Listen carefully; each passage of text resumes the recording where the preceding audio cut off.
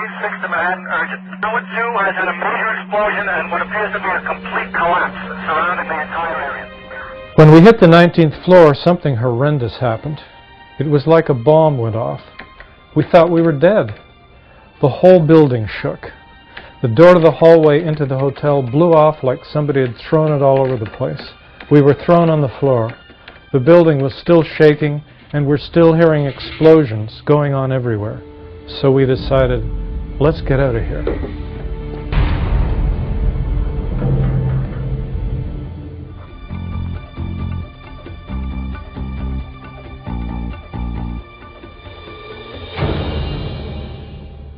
David Ray Griffin had published an article, Explosive Testimony.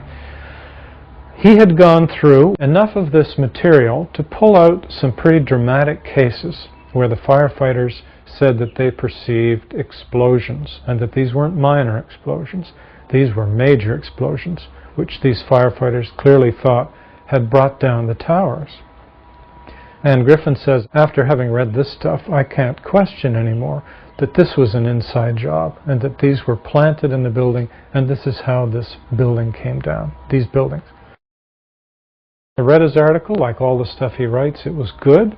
The examples of firefighter testimony that he gave were, I thought, very impressive. These are guys with a lot of credibility, with a lot of experience, high-rise fires, explosions, they've seen it all, much more than the rest of us. Trying to get some of the people out, but then there was those secondary explosions and then the subsequent collapses. So I don't know how many people were in there. I know there was a lot of firefighters, a lot of public safety personnel were in there. They've worked, many of them in New York, high-rises and so on for years. And their descriptions are often quite detailed. So I was impressed, but I realized right away that I wanted to read those 12,000 pages for myself, because there were three things that Griffin didn't do that I wanted to do. This isn't a criticism of his pioneering work, it's just a way of saying there's a need for part two in this work, and my work was really part two. Griffin didn't develop very clear criteria for what would count as an explosion witness, a witness to explosions. So for example, if somebody says, I heard 3 huge booms and the building came down, what is that? Do we count that as an explosion witness or not? It seemed to me we couldn't, because those booms could have been caused by something else, by floors pancaking, for example. Well then, how do we develop criteria? So that's the first thing I wanted to do. The second thing is, he didn't do any counting. He didn't tell us how many witnesses he had. He didn't tell us if that was all of the witnesses in the material or only a part of them.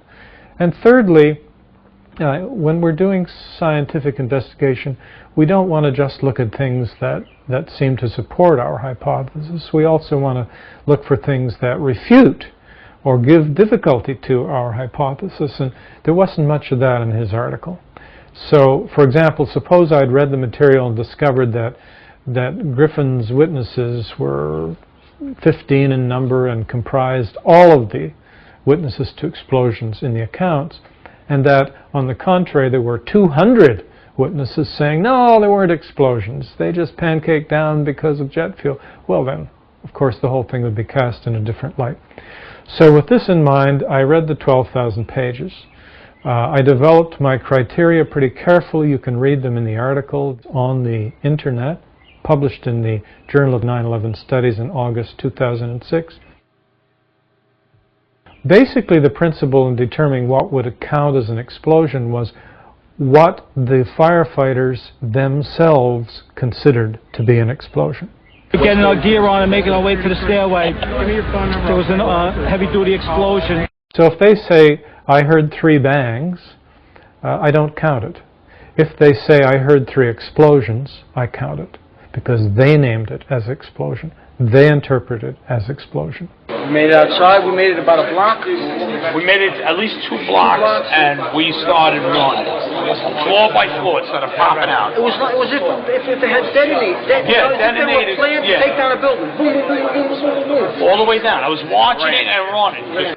I came up with a fairly short list of terms: explosion, implosion, blast, blow up, that sort of thing. Close that close to the building, an explosion blew and it knocked everybody over. If they used one of those terms, it was included. If they didn't, it wasn't.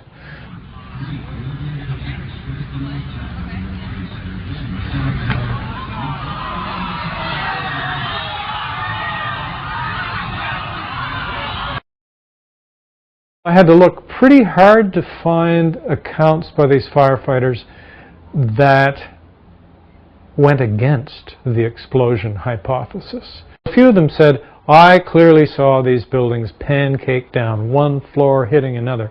And to the extent that they gave that description without mentioning explosions, I counted it as supporting the official narrative, the government position.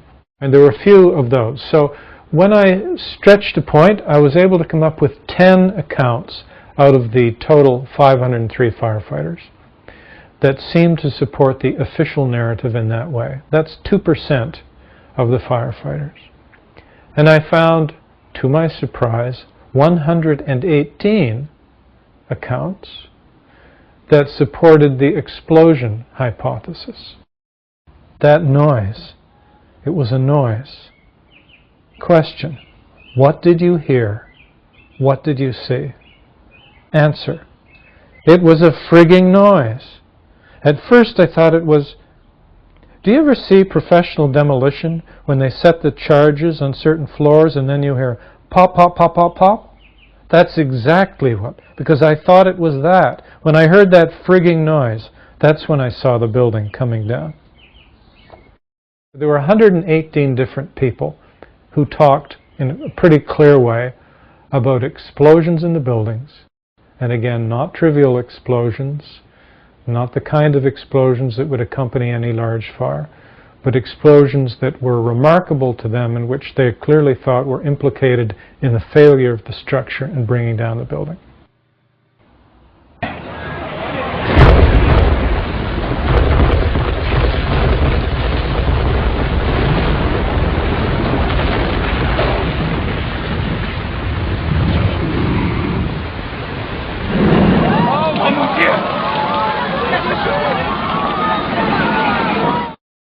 I thought that when I looked in the direction of the Trade Center before it came down, before number 2 came down, that I saw low-level flashes. In my conversation with Lieutenant Evangelista, never mentioning this to him, he questioned me and asked me if I saw low-level flashes in front of the building, and I agreed with him. I saw flash, flash, flash, and then it looked like the building came down. Oh, the lower level of the building. You know, like when they demolish a building? How when they blow up a building, when it falls down? That's what I thought I saw.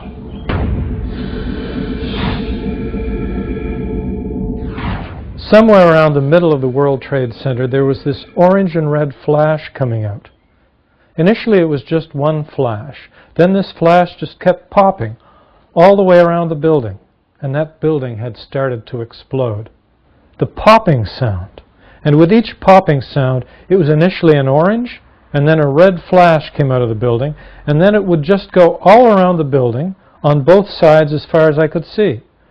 These popping sounds and the explosions were getting bigger, going both up and down and then all around the building. I went inside and told everybody, I think we have another major explosion.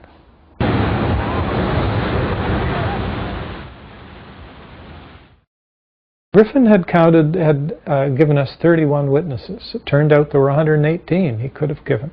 The case was even more dramatic, in other words, than you would have thought from his article. We made it around the corner, and that's when the shit hit the fan, right then and there. We heard that loud ba-boom. It was like an earthquake or whatever, a giant, giant explosion. Then this big gust came, and I just went flying maybe 30, 40 feet. Tumbling. I got up, got on my hands and knees because all of that white shit was all over me. I just kept crawling. My ears were like deaf, you know. The controlled demolition hypothesis is much stronger than the other hypotheses. Those who have suggested that this was an inside job have a much stronger case than those who are trying to support the official narrative of the 19 hijackers.